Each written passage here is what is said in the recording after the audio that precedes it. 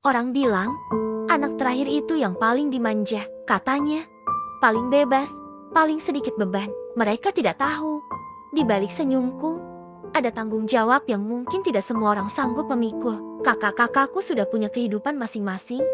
Ada yang sudah menikah, ada yang sibuk bekerja jauh dari rumah. Dan aku, satu-satunya yang masih di sini, bersama orang tua. Setiap pagi aku melihat mereka ayah dan ibu. Wajah yang dulu tegas dan penuh tenaga, kini mulai dipenuhi garis usia. Rambut yang dulu hitam legam, kini memutih sedikit demi sedikit. Tubuh mereka tak lagi kuat seperti dulu. Tapi tatapan mata mereka justru semakin dalam. Tatapan itu seakan berkata, "Nak, kamu satu-satunya yang kami punya sekarang." Aku mengerti, aku paham sekali.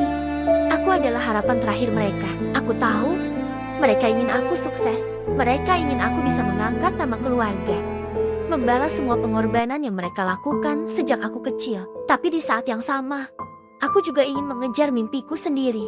Masalahnya, aku tak bisa. Setiap kali aku mencoba memikirkan hidupku sendiri, rasa bersalah itu muncul. Kalau aku pergi, siapa yang akan jaga mereka? Siapa yang akan temani mereka? Pertanyaan itu terus menghantui.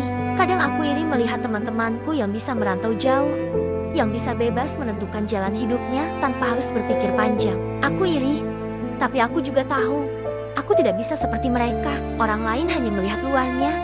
Mereka pikir aku bahagia, selalu di rumah, dekat dengan keluarga. Tapi mereka tidak tahu betapa beratnya menjadi anak terakhir yang harus memikul beban ini sendirian. Aku harus jadi anak yang kuat. Aku tidak boleh mengecewakan mereka. Aku harus bisa jadi penopang. Bahkan ketika aku sendiri sedang goyah, malam-malam, saat semua tidur, aku sering menangis diam-diam.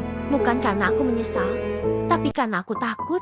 Takut suatu saat aku tidak sanggup memenuhi harapan itu. Kadang aku ingin sekali berkata, aku juga lelah, aku juga ingin dipeluk, aku juga ingin bebas. Tapi aku tahan, karena aku tahu, aku adalah satu-satunya yang tersisa. Semua ini bukan hanya tentang tanggung jawab, ini tentang cinta. Aku mencintai mereka lebih dari apapun. Dan karena itu, aku rela menunda mimpiku, rela mengorbankan keinginanku, rela menjadi benteng terakhir mereka. Aku tidak tahu sampai kapan aku sanggup, tapi aku tahu satu hal: selama mereka butuh aku akan ada di sini.